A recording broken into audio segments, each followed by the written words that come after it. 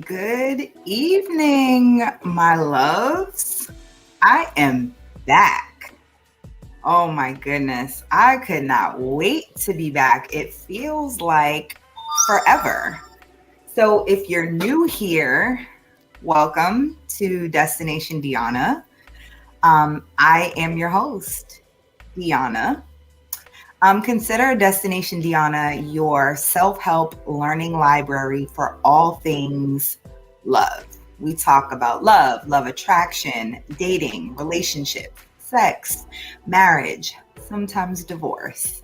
But the goal here is to equip you, with all of the tools to put into your toolbox so you are equipped to make the most of love and attract transformational love. So that's for all my new people. And I see, okay, Mrs. Sheila's World of Fun and Inspiration. I'm sorry to keep you waiting. But I'm glad you're here. Thank you so much for being here. My amazing husband checking in. He's always supporting. Facebook user. I am only monitoring the StreamYard comments that come through. So if you want me to see what you're saying, make sure that you're granting StreamYard the permission for me to put your stuff on the screen. So without further ado, we are starting the 40 Love Lessons series. It's a 4-part series. And it basically is a list of 40 lessons that I have learned since meeting my power partner, who is now my husband. So I'm going to be sharing those with you. So let me go ahead and get right into it. So 40 love lessons I've learned since meeting my power partner. And tonight we are going to cover 1 through 10. If I did all 40, we would be here all night. So in the essence of time, I'm going to do 10 each week for the next 4 weeks. Hey, Brianna. So glad to see you here. So first, I like to always start with my intention so I can be very clear about what I'm intending to do during this time. So my intention is to just give you some lessons that I've learned so I can hopefully help you avoid having to learn these lessons the hard way, right? And I always like to be clear about what I'm not doing. So what I'm not doing, I'm not telling you these are irrefutable laws, okay? Only you know what resonates with you. And if you disagree with me or something I'm saying, that is absolutely fine. I would encourage you to chew the meat and spit out the bones, all right? So just to give you a little bit of background, like where this came from. I created this list as a way to commemorate turning 40. At the time I was turning 40 last September, I knew I had a huge overseas luxurious wedding that we were preparing for. So I wasn't going to do a big party or kind of like, put out a lot of money towards that. So I wanted to do something very meaningful to commemorate turning 40. So I created this list and I gave it to my email list. So if you're not on my newsletter subscription, my email list, you got to get on it so you can get information like this. So let's go ahead and get right into it. Number 1, you have the relationship you create, not the one you wish for. I know it's great to have pie in the sky ideas, and it is amazing. Like, I'm a dreamer. I'm not telling you not to dream, not to wish, not to have these things, but I would encourage you to be realistic about what you're going to get. And I always say, like, I'm the architect of my life. And that just means I'm going to get out of life what I create. So that's the hugest lesson. I've had meaningful relationships prior to my current husband, but what I learned since meeting him, because we were intentional, we were in alignment, we got the experience that he and I created together. Brianna, you so silly. So that's number 1. Number 2, you can disagree without being disagreeable. Now, the last series I did was about femininity, and honestly, that's where this comes from. I have a strong personality, and due to like feeling the need to always be in survival mode, always having to be hyper independent, I leaned very heavily on my masculine for a long time. And I was disagreeable a lot. If I didn't like something, you were going to know it. I was aggressive in my tone, in my way of approaching it. And this lesson actually came by means of my husband actually saying this. This was something that he wanted in a relationship. He said, I just want us to be able to disagree without being disagreeable. We're still partners at the end of the day. We can have differences in opinions and thoughts, but we should always be respectful. We should always talk to each other in loving tones and be understanding. And I really took that to heart and really honed in on being softer, not rushing to judgment, not rushing to be aggressive, and sometimes not even rushing to disagree. Like just because something isn't my thought right away, it doesn't mean rushing to disprove it. So you can disagree without being disagreeable. And number 3, the honeymoon phase doesn't have to end. Now, if you're looking at social media, you're going to see a lot of people saying, oh, you're still in the honeymoon phase. Oh, the first year, that's just the honeymoon phase, blah, blah, blah. Like everyone acts as if you can only have like butterflies and a really fun time and really be happy and in love in the beginning. And that's not true. Yes, the longer you are with each other, the more you'll learn, the more you might get on each other's nerves and different things like that. And that makes sense. However, the honeymoon phase only ends when you let it. When you're not intentional. Okay, I want that. I'm assuming you're meaning the you can disagree without being disagreeable. But the honeymoon phase doesn't have to end. It literally, what I've seen, what you I always love when I see that. Lord, I've seen what you've done for others. Yes, that actually is an awesome attitude to have because it's possible when you see someone else having it, right? So that's a good attitude to have. But the honeymoon phase doesn't have to end. You can be purposeful about it. Amen. You can be purposeful about it. I know before my husband and I got married, we planned out our entire first year. And I know other people call it the newlywed year.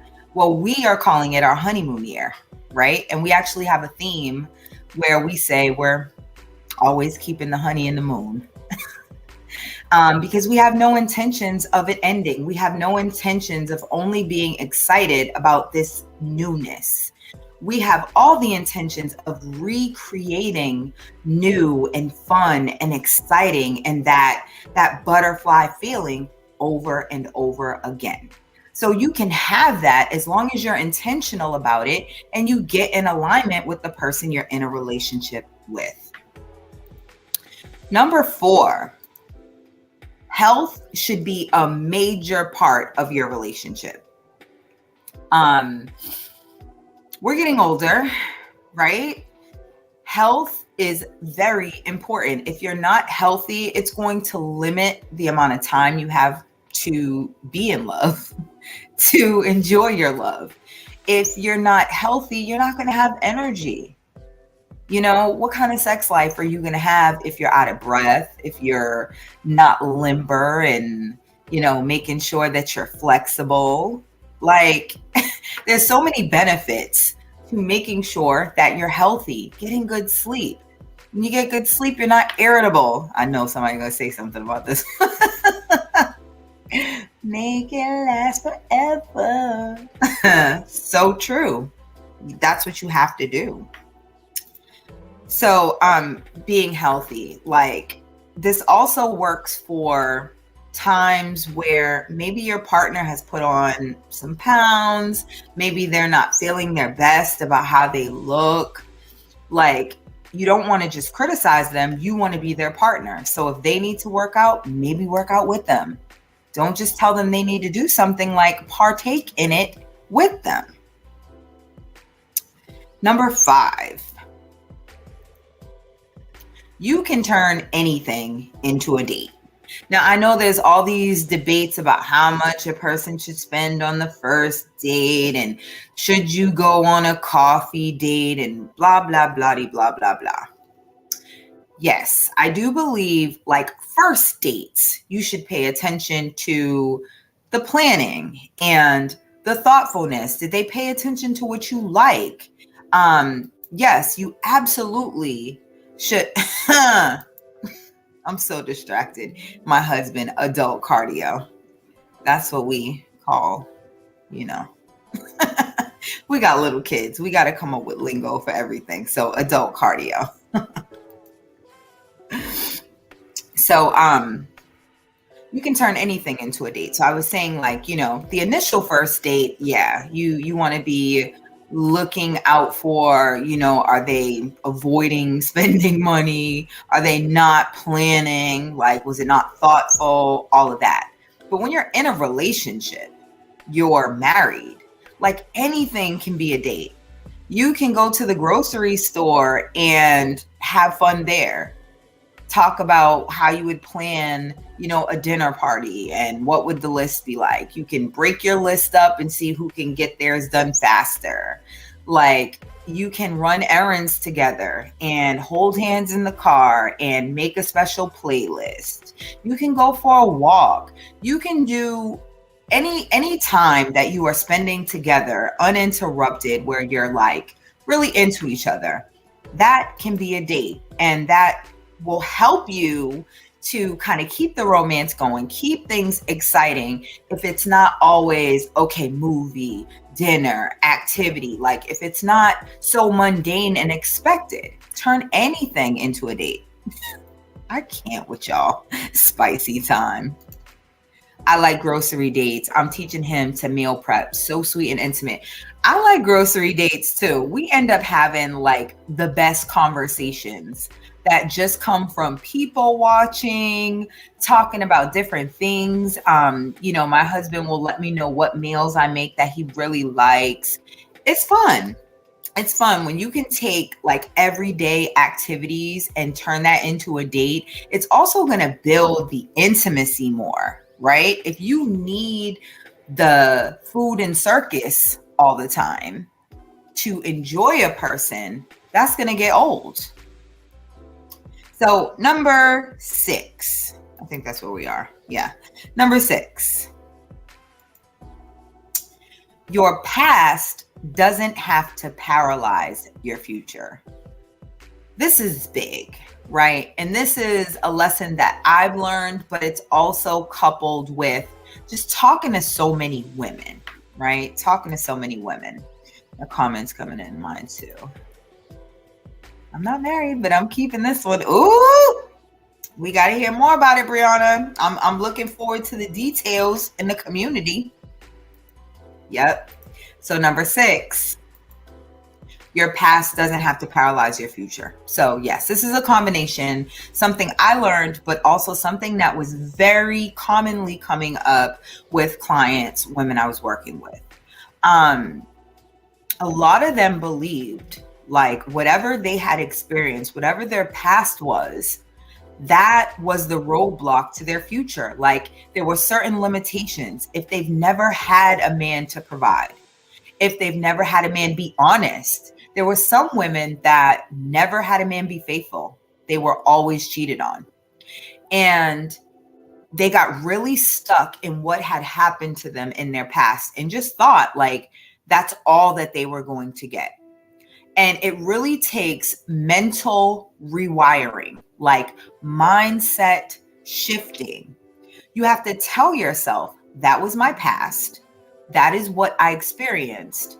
And allow yourself the opportunity to learn the lessons from it. Like, how did you get there? Why were you choosing this? look at the pattern, and then decide that's the end of that. Never again. Never again. I'm not going to allow that. I'm not going to be in relationships that show me this. I'm not going to be with a person that doesn't align in values. So don't allow your past to paralyze your future. Number 7, you can have it all in one person. If you're in my love attraction community, you've heard me talk about this before. If not, you're going to hear it now. Before I met my husband, I was leaving, an unhealthy marriage, previous marriage, and I really had no interest in remarrying or even dating. I had 2 small children at the time. They were 2 and 4, right? So, well, no, they were 2 and 3 actually at the time. And I had no interest at all in dating or opening myself up or anything. I was too heartbroken over that kind of failed marriage and what had happened and all of that. But I knew enough about myself and about my power to create the life and love I wanted to experience that I said, you know what, even though I'm not interested in this, I don't know if I'll ever get married again. I'm just going to give myself permission to dream and think big.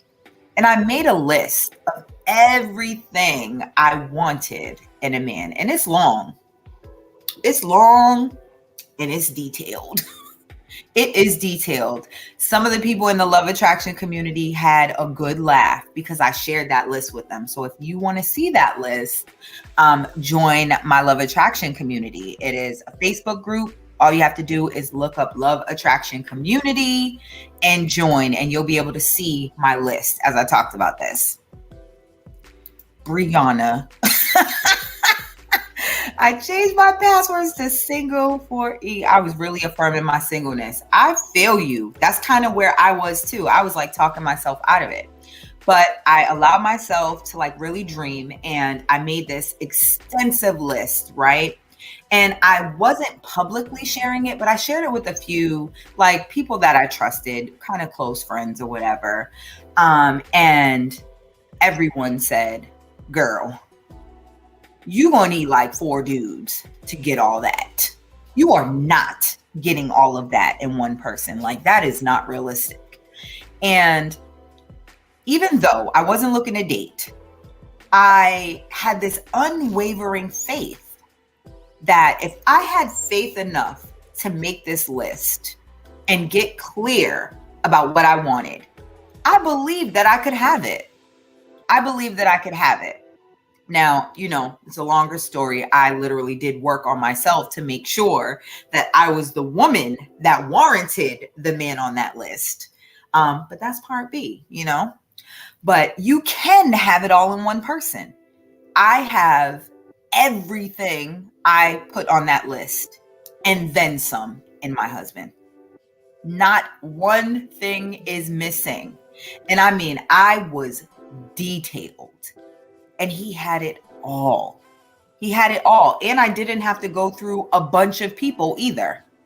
He was my only dating experience after leaving my marriage. So I didn't have to date a bunch of people. I was clear about what I wanted and I waited for that. I attracted exactly that. So you can have it all in one person. Huge. Okay, well, must be nice to be God's favorite. That's so funny. That's what I told Will I was when we met. So number 8. You have to be a student of your partner.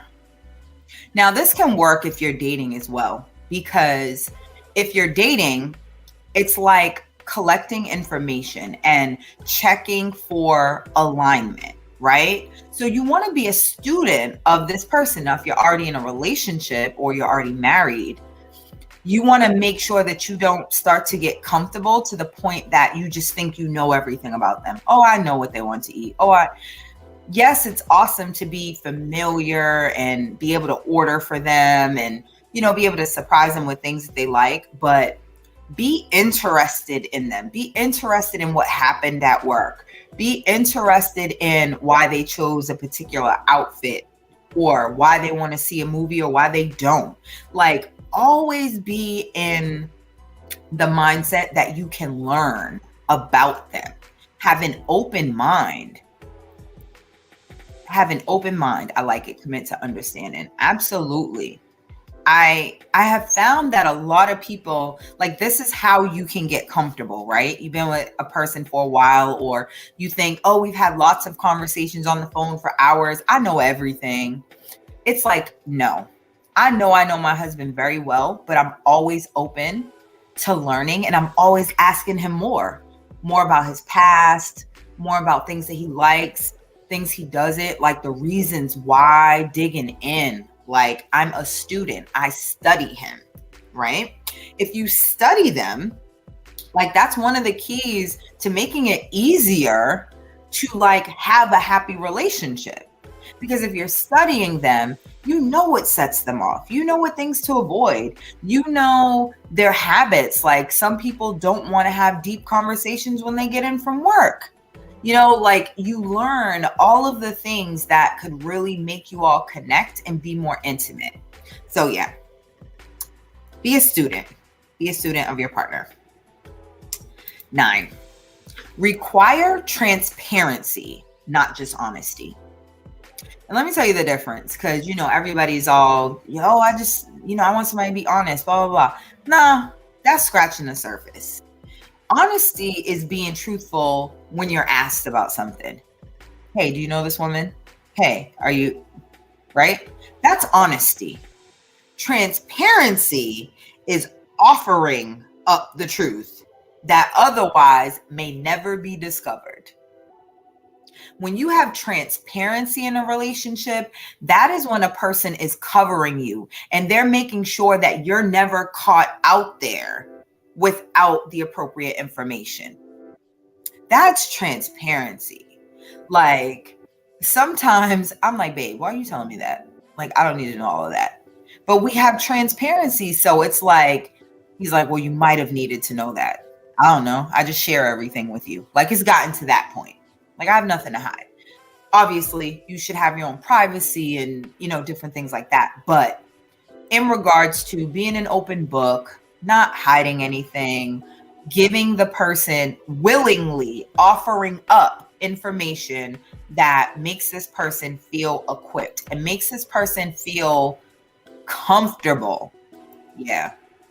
This one, I talk about this a lot, and I always get like good feedback, like, wow, I never thought about that. I've always just said, oh, just be honest. And I'm like, yeah, I did too, until I was in situations where the person is like, well, I didn't lie. And it's like, yeah, you didn't, but you weren't transparent. Like, you should have offered that, So that's number 9. And number 10, the final one. Contrary to popular, social media speak, some healing can only be done with transformational love. And I'm taking a big stance on this, because a lot of people say, you got to be healed before you get into another relationship. You should have this much time in between relationships, or it's just a rebound, or blah, blah, blah. Yes, that may be true sometimes. That may be true for a person that doesn't process anything and they're avoiding things. Yes. But there are some people that are heavily evolved. They're always working on themselves. There's also some people that have stayed in a relationship far too long. So the relationship has been over for a long time, but they've just still been in it, but not really in it, if that makes sense. So they're just existing, but there's no connection. There's no sexual intimacy. There's nothing. They're just two people, maybe sharing a space, sharing kids, whatever. But the relationship is gone. So by the time they really leave, they've already processed breaking up or being without this person or moving on. So they're ready. So Let me see this. Okay. Are you healed or isolated? That's good, right? Because a lot of times people will equate, like, if you weren't dating and you were just by yourself, that you're healing. But you could have just been avoiding. You could have just been ignoring. You could have been doing nothing with that time. Whereas a person like me, who is on a consistent path to self-discovery, self-improvement, it don't take me long. I get the lesson, I implement new stuff, I move on. Other people might need a little bit more time. This is also my profession, so I don't really want to compare me, but I'm just saying in general, there are some people that read the books, they go get a coach, they get a therapist, they do the work. So everyone's time frame might be different. I don't know who that is. Facebook user. I'm nobody's baby. I'm my husband's honey, but hi. So some healing can only be done with transformational love. And I'm going to leave you guys with this one story, right? This one story. And it's probably going to be surprising. What really brought this lesson home for me is with my son, right? So with my son, I was having a little bit of a difficult time, right? He doesn't have the same temperament as my daughter. Oh, it's Sharice. Okay, you can say baby. So he has a different temperament than my daughter, and he wasn't able to kind of express his feelings as we were transitioning from, you know, us being a family and me being with their biological father into like being single, being on my own, and like being a single mom and dealing with the kids. And he was really, my son really needs a male presence. That's the best way to put it. He is a boy's boy. He's rough. He likes to fight, and he really respects male leadership. And I made the mistake that a lot of single mothers make when I started to take on a masculine energy when I was dealing with my son. I felt like because his father, you know, kind of wasn't around, we weren't living in the same state. I felt like I had to make up for that. So I felt like I had to be tough with him. I felt like, you know, if I'm soft, he's not going to be able to defend himself, and, you know, he's not going to have the right masculine energy. And when my husband came along, once we were at a place where he had proposed already, we knew we were getting married, and we were starting the process of like him bonding with the children and us merging and creating a family. He observed my interactions with both of the children, and he gave me feedback.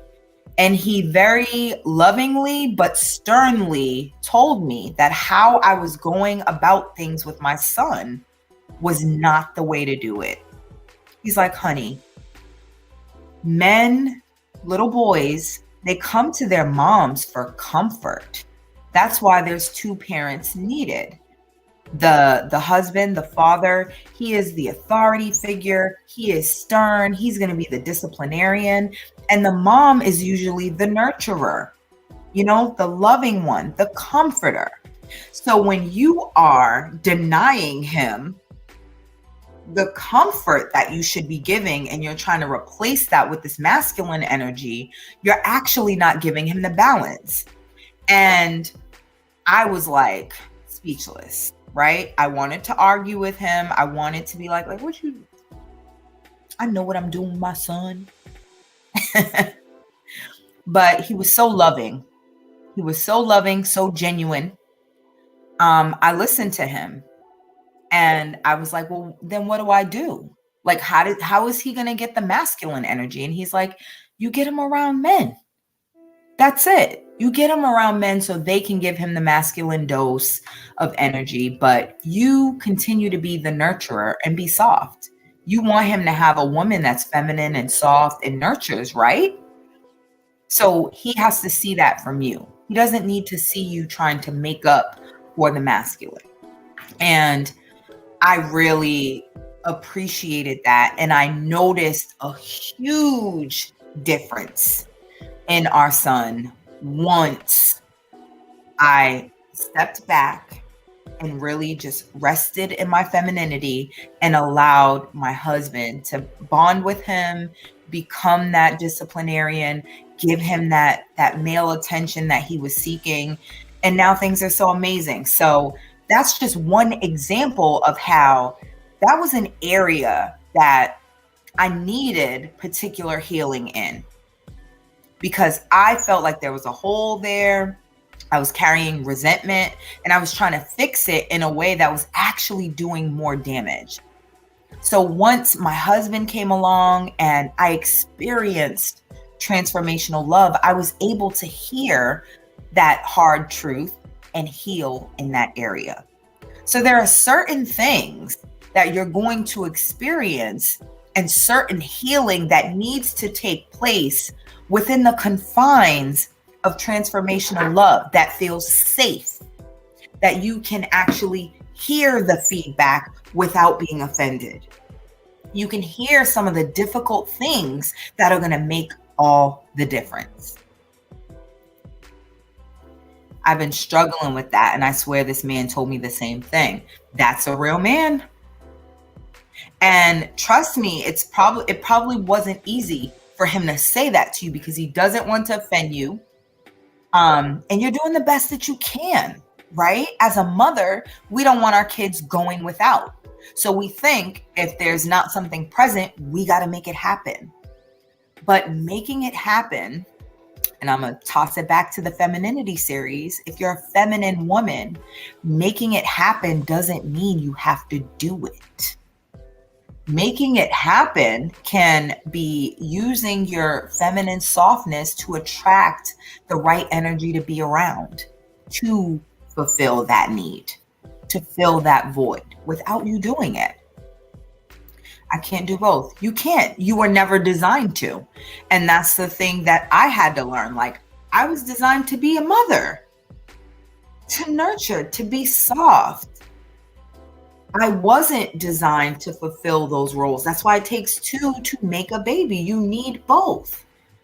And unfortunately, when we go through breakups, divorces, and we become single parents, we are left in this situation where we're trying to make sure that our kids don't miss out. They won't miss out. You just need to go about it a little differently. Get your sons around other males. Let them fill that void and help you. G2G shared your video. Oh, thank you so much. Thank you for sharing. Please do that. Share these videos. We want to continue to grow the community, grow and influence. So I really appreciate that. Yes, Brianna, it's wild. That's exactly how I felt. So to wrap it all up, here's the coaching gem for tonight. It's a good idea to look back over your dating relationship life and assess. Because if you don't learn the lesson, you will keep repeating it until you do. And guess what? The longer you repeat it, the harder it gets, right? The harder it gets, the more you are hurt. So learn from others, learn from the things that I'm sharing, right? And next week's lesson, I'm going to be doing 11 through 20. And if you'd like to get a full printout of the 40 lessons, just register for my newsletter. Just go to destinationdiana.com, register for the newsletter. I will be sending out the full 40 lessons right before my next birthday. So make sure that you take some time and get registered. If you're new here, please be mindful. Every Monday, I do a coaching gem. It's a topic-based lesson, and it's an interactive discussion. I really welcome your comments and you sharing, it really makes things robust. So I see some comments there and I don't want to ignore them. So let me go ahead, type in the comments, like, what was your favorite lesson? What was your favorite lesson? And I see Brianna, number 9. Number 9 is my favorite. So that's require transparency, not just honesty. That takes things to another level. It also increases the trust and intimacy as well. So that's a great one, Brianna. Yes, come on, newsletter. Come on. I'm about to start beefing it up. I've taken a step back just to kind of reevaluate, and I'm paying attention to the activities in my love attraction community so I can come up with the next level of support for those that are ready. They're ready for more. They want to actually attract their transformational love. I am ready to guide you. These videos every week, they are helpful. I do share a lot. However, what's going to make all the difference is actually getting consistent support and feedback so that you can apply these lessons and these teachings and actually see results. So I'm kind of giving you a little heads up. I have a program coming. I'm going to be announcing it first in my love attraction community, like I always do. So if you're not a part of my love attraction community, make sure that you go to Facebook. Under groups, you can type in Love Attraction Community. We are the only one. Fill out the information because we need to make sure you're a real person. And I steward really well over this community while myself and my husband run the group. So, fellas, you're welcome. Yes, I tailor most of my message to the ladies because near and dear to my heart. But my husband is actually going to be supporting the men. He's going to be doing more kind of posting, and we're going to see what type of programs and services we can have for the men as well, because we want to serve the entire community. And the story was good.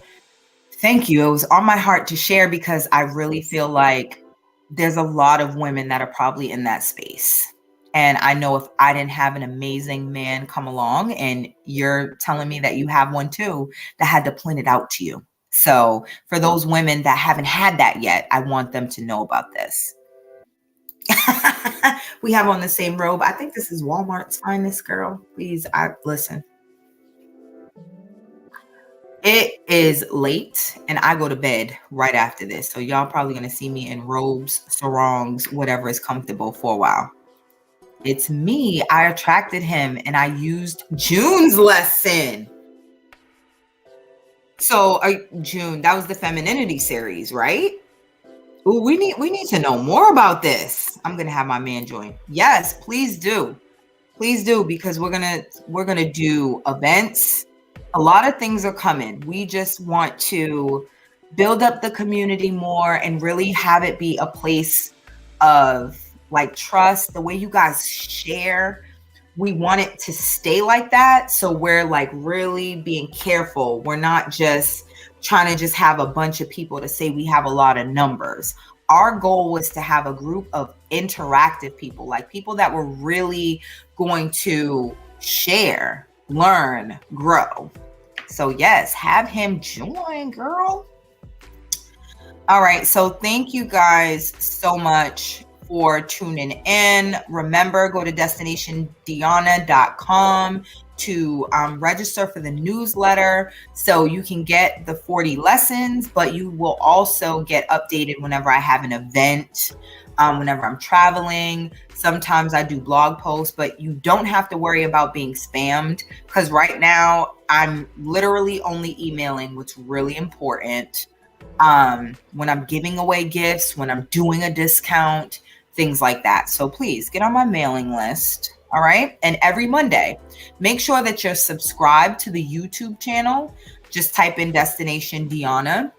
Make sure that you're subscribed and you set up notifications. I go live every Monday, but I also post other videos on my channel. Like right now, I'm doing a 40-day prosperity plan. So I've been posting meditations for that. I don't promote it because, this is my thing.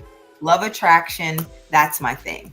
But I'm just all about like self-improvement and things like that. So anything I'm doing to improve myself, up level myself, you're going to see some content about it. But I only promote what I'm doing in my love attraction community and all of that. So I didn't want to miss any comments before I close out. I'm going to tell my story. I can't wait. The whole community can't wait, Brianna. You just come in, drop your bombs, and then leave out. Yes, we need to hear the story. We might have to do an update. We might have to do a hot seat update. Thank you. You're very welcome. You're very welcome. I appreciate you because you actually come, you participate, you actually put the lessons into play, and you are seeing results. So thank you for sharing. Let me know when you're hiring. Girl, that is the goal. That is the goal. I will let you know. Not a hot seat. You had a good time, and so did everybody else. Don't play. It's good.